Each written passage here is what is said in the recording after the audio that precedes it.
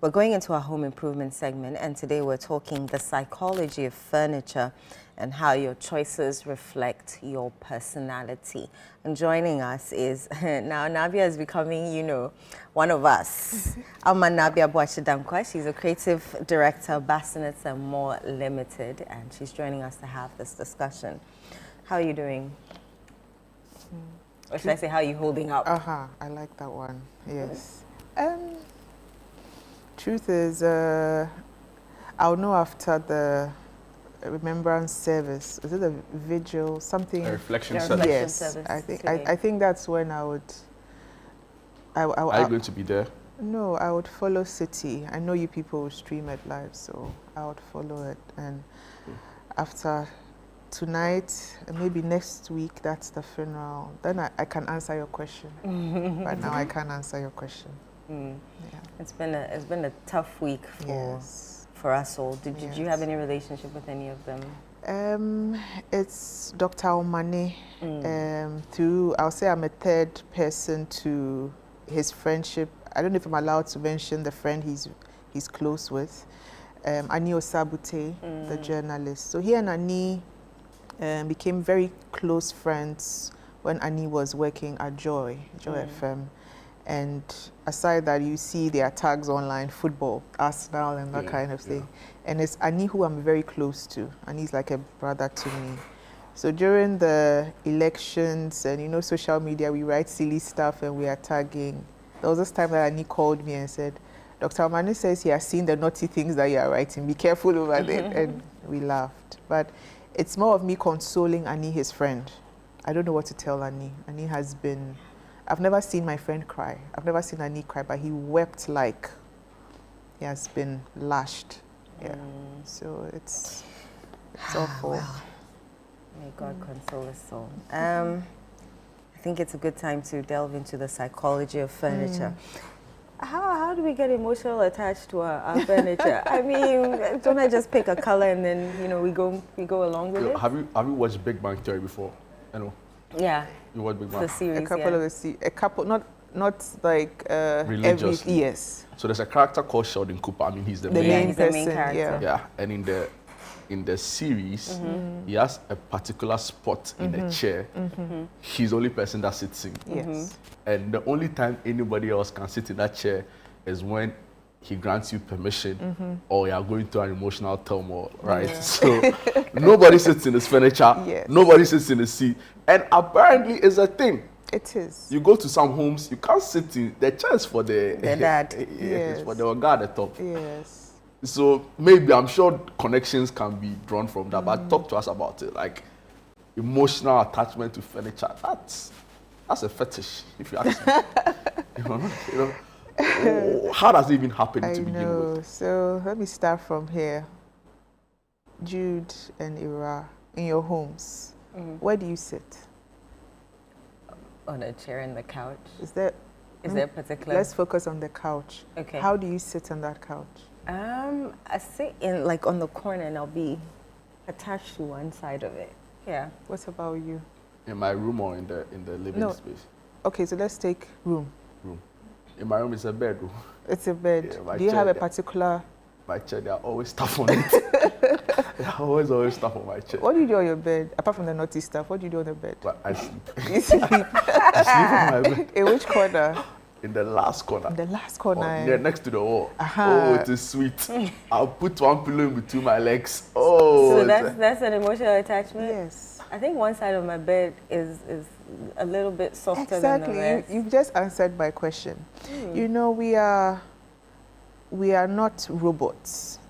We are not AI developed. We're human beings. There's blood, there's emotion, and we go through all of those things.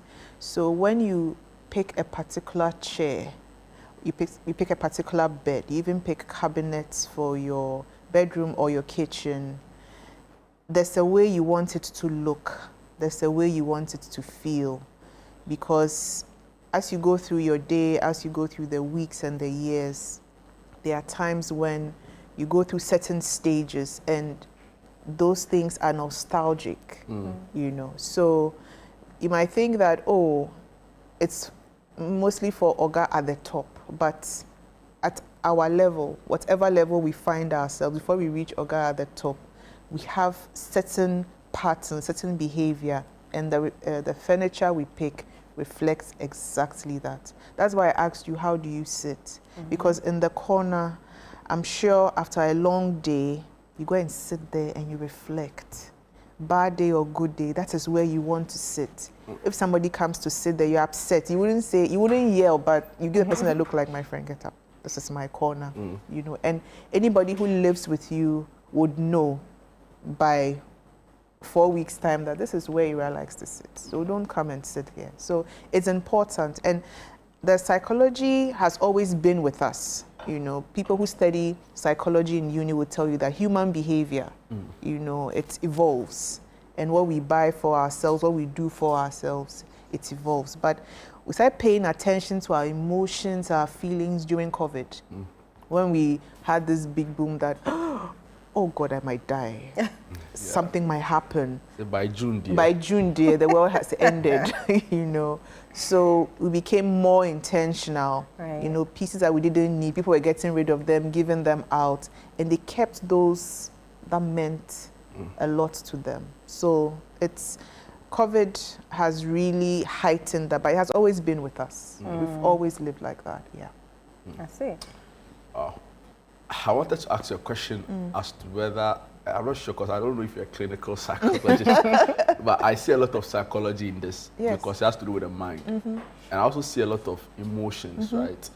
Would you say it's biological? You know, how does it happen beyond just the appeal that makes it become a favorite spot?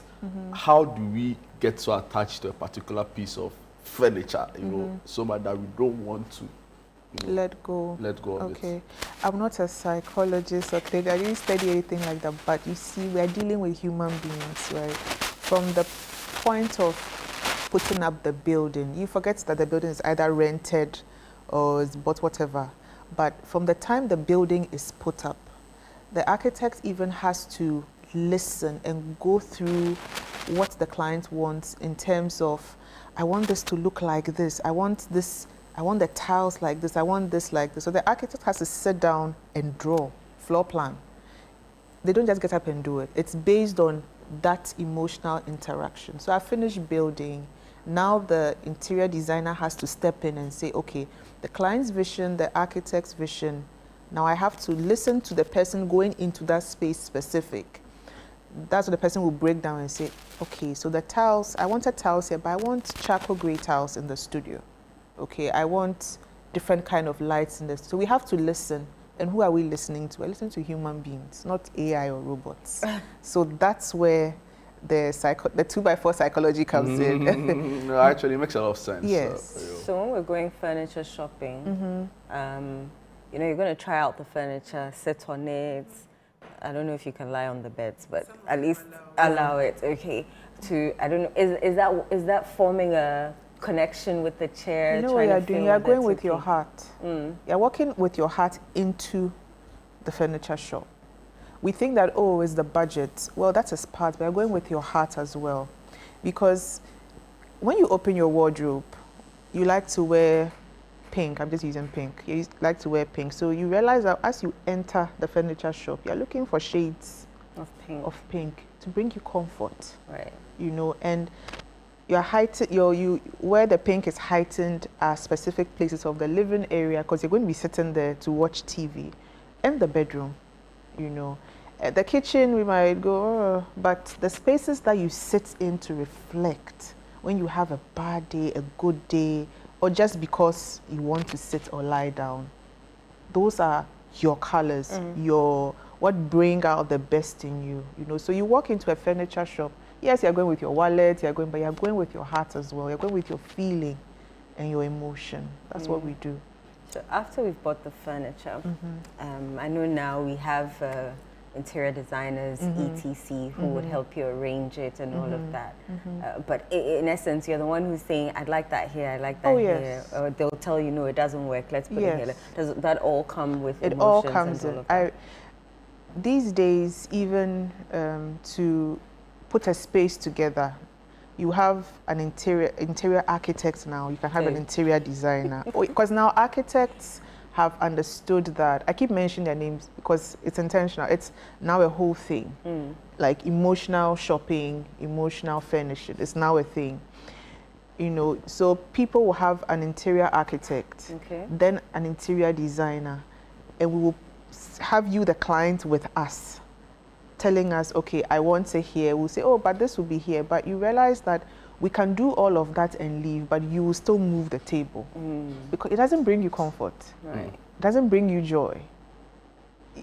Where it is, no.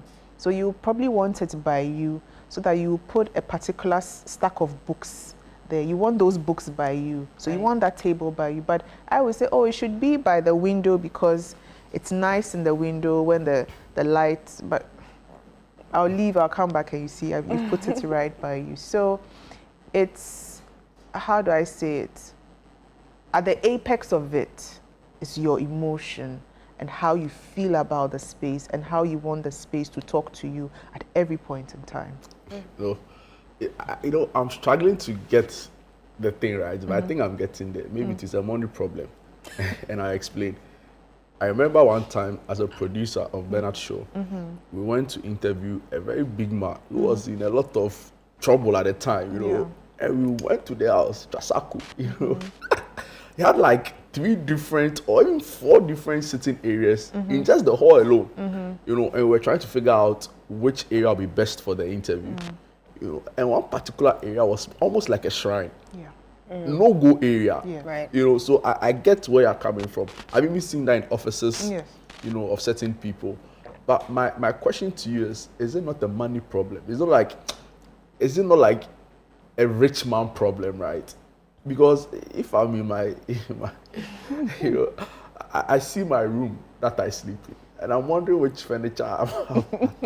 You know, if anything's spoiled, I'll fix it and I'll be cool. I won't cry. I won't lose sleep over the fact that my furniture is spoiled. And I think for a lot of people, maybe same, right? So is this attachment not necessarily an affluence problem? No, it's Do you get where I'm coming from? Yeah, I get you, but no, it's not.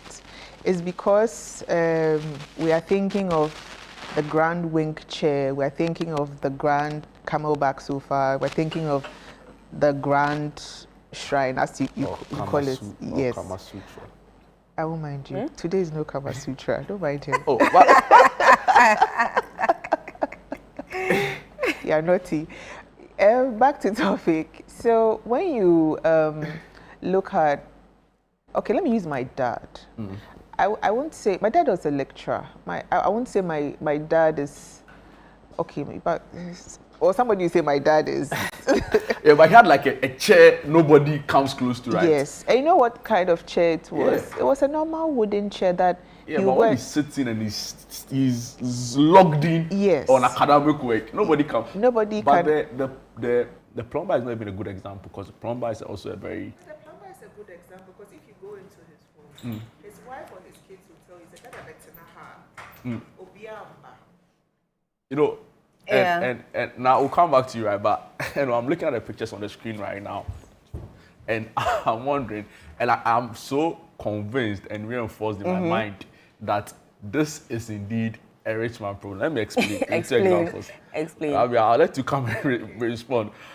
Number one, if you look at the kinds of new rise buildings we are seeing, or even new homes we are seeing, right? A lot goes into the purchase of these furniture, right? So much that if you are spending 20,000 Ghana cedis to buy a center table, how dare you come and you put your leg on it and do certain things? So I'll be emotionally connected, as against spending a 3,000 or even 300 cedis on the table. Oh, but you think if you spend less on a table, you'd just allow I'll not be as disappointed. I'll not be disappointed if there's a crack or anything. You know, so Nabi, I don't know whether you get my point. I get your point. You have to. No, I do, because the high-rise example. Yeah. You see, there's something called curation in furniture or furnishing. Curation is looking for particular pieces that reflect your lifestyle, irrespective of the price point. Okay. You know, so curation is a thing that when you are putting up a space, yes, you go and bring the most expensive table because, yes, that's when the aesthetic thing comes in. Oh, it has to look this way and all of that. Yeah. But you'll be surprised that it's a particular throw pillow that is what the person is attached to. Like how kids become attached to their blankies. Yes. You know. Cookins. Yeah. And have you stayed in a palace before? Which one is the What pet? kind of I didn't information say are you? kings, I said kids. Kids. Ah, okay. I thought you said kings. Oh, no. Oh, hey, you would have had to explain this morning, which king you saw attaching himself to a blanket. No. Sometimes Kids. the most favorite place in that big high-rise plush building, it's just a picture wall. The person has put their graduation pictures, everything there, and they have put a desk there, and that is their office. And that for them is the most important spot than even the swimming pool and all the lounge and all the Netflix and chill TV around it. You know, so curation comes at that particular point, and curation is what we do, all of us, irrespective of price points or where we are in life, in our economic status. You know, so the curation is what is key. Like the Big Bang Theory that you said, you know, for you know that particular seat, I'm sure the script writers made it look like the seat is a very cheap, lousy chair, but that is where Sheldon wants to sit. It's a curated piece. He intentionally went to look for something that reflects him in terms of color, in terms of mood, and he's probably solved so many of his problems as a character in that series sitting on that chair. You know, so the script writers are just telling us that when you curate properly, when you look for things properly, you know, that means so much to you. You become attached to it and it reflects you, you know. And I'm not reminding anybody of their pain, but all the gentlemen who have passed, I'm sure if we are to go into their homes, go into their offices, even sit in their cars, you would see that there's a particular thing that they are attached to. Yeah. It reminds them of the struggle of election, the struggle of growing up, where they have reached their memories, their marriages. I feel you completely on yes. The wardrobe I currently have in my room, and tomorrow I'll show you a picture of it, was used by my granddad. Thank you. So he has... You were close to him? Yeah. Yes. He called me number 3. He called, you know, and he has absolute sentimental value. A lot of the furniture in the house has been either given away or thrown away, but that wardrobe remained. Yes. Because it was the first wardrobe we bought. Yeah. You know, and I'm sure I'll take it to my house. Oh yes. You know, so yeah, I get where you're coming from, and you should see the wood. The quality. You know, that thing is older than my mother. It's, you know, but it looks pristine. Yes. I don't remember the last time you had to like fix a nail in anything. No. So I get you and I agree with you. Nabi, I want to find out, now that we're talking about, you know, psychology, personality, but do certain personalities gravitate towards a certain kind of material, like either wood or metal for specific furniture items? Yes. And then, okay, let me ask that before I go to my next question. Yes, and it's, thank you for that. And it's a very brilliant question you just asked, because yes, we do, and as I said, we are humans, bottom line at the end of it. So people who are normally, so the first place becomes from the gender specific. Okay. So male, female. So you see that there's a particular way that men furnish their space. It's called mood furnishing. Yeah, they do like wood and dark stuff. Thank you. So I know man should have paper or baby. So there's a whole thing about mood. I think I should come back for that. Drenching, all of that specifically. People have studied how men like to furnish. You know, then there's the women. We are into the lighter part. Then there's furnishing specific. You know, a man is likely to go for things that make him feel confident as a man, enhance his ego, speak to his alpha image. Then you have men who are not so intense and tough, but even that they want subtle, but it has to lean towards mood furnishing. Then we women, you know, we're not all over the place, but we expect a more soft life, comfort approach. So yes, our personalities begin from the gender specific. Then we'll have to break it down to various specific needs and wants. There's a running joke, right? Usually in this segment of the show, around having black and red, all over your space. Is there a red flag?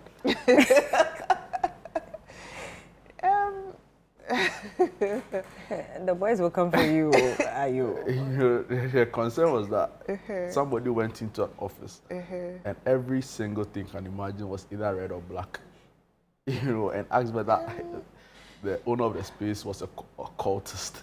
No, actually, I know it's the answer will be to say yes, but that's what brings the person comfort. That what makes the person function. We are looking at it as, this is awful, this is ridiculous, this is heavy, but this is what brings the best out of the person. I have furnished a home where everything has been brown. Wow. Everything. And different shades of brown? Yes. Oh, wow. You see how, just imagine Yeah, it. I'm imagining it. It's a bit too much. Too much, but that is what she wanted. And that's how she functions. I can't mention her name, but I'll mention after the show. I don't want to put her name out there.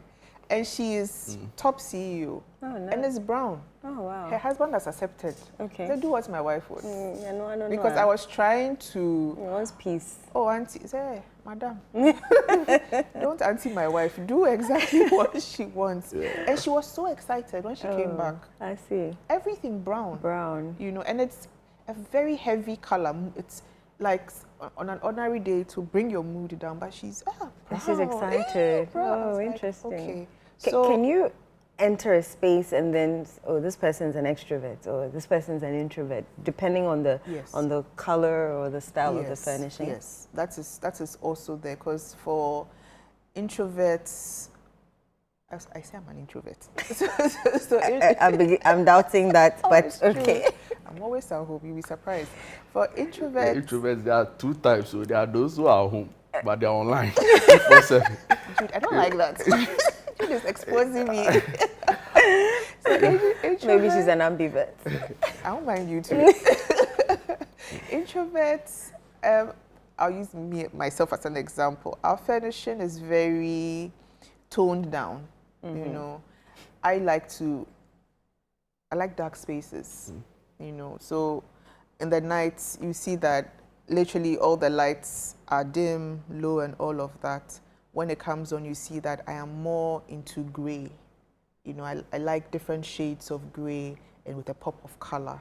So when you come in, this is somebody who likes her space. I don't like to go out. This is a space. The extroverts, they're not necessarily loud and annoying, but just that they like more of pop of color. They like to tell lots of stories. So you see lots of gallery walls. You see their center table. There's lots of things happening. There are books, there are pictures, TV is on, lights is on. You just see that these are people who, they want to tell you a story that, come and see, hey, I went here. But someone like me, I'm hiding everything. I have an ottoman. It's when you open that you see the things inside, but on the ordinary day it's closed. Yeah, so you are able to determine that as well immediately when you enter a space. Interesting. Interesting. Navia, it's been exciting talking to you. You've thrown, my mind to areas I didn't know exist, right? So I'll now start paying attention to see whether I have particular interest in types of. But I think I agree with you, because I have a particular place I often sit in the hall when I want to watch the TV. Yeah, but it's only because it's comfortable. That's what you say, but it is your space. So you can start from your MD of City and come down to the last person, the cameraman. You see that... Yeah, even in a newsroom, there are people who want to always sit at a certain place. Yes. Like somebody sitting in front of me. But that's my space. And I chose that space. But you see how you said it? That is, I chose in that fact, space. You want to even sit on a particular kind of chair. Yes. I chose that space. Did you choose that chair? No, but the chair business, I've gone to understand that nobody owns a chair in the newsroom. Did you bring it from your house? You sit up, you get up for 2 seconds, by the time you come back, the chair is gone. So I've understood that You've come part. to peace. But my space is your space. Is my space. You have curated your space. Thank you very much. Now we are so grateful. If you missed any, excerpts of this conversation, will be up on our YouTube channel, right? you know, emotional attachment to furniture. Who would have thought? I know. It's a thing. I know. All right, so now we are so grateful, so grateful. That's all time will allow us for this segment of the conversation. Like I said, it will be up on our YouTube channel. You can go back and watch for yourself if you missed any bit of it. We'll be